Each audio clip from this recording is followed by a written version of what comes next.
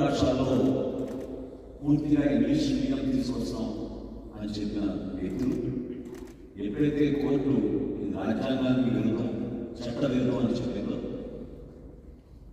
ఏదో మార్గంలో ఆ మార్పు తీసుకొద్దామని బలవంతంగా సిబిఎస్ఈ సిలబస్ తీసుకొస్తామని 2021 ఫిబ్రవరిలో ముఖ్యమంత్రి కార్యాలయం స్టేట్మెంట్ ఇచ్చింది.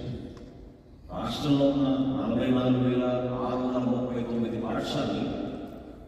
సిబిఎస్ఈ సిలబస్ తీసుకొస్తామని ఫిబ్రవరి 2021లో ముఖ్యమంత్రి కార్యాలయం స్టేట్మెంట్ ఇచ్చింది. అందులో మొదటి విడతలో 1వ తరగతి నుంచి 7వ తరగతి వరకు విద్యార్థులకు 2021 సంవత్సరం నుంచి సిలబస్ ప్రారంభిస్తామని,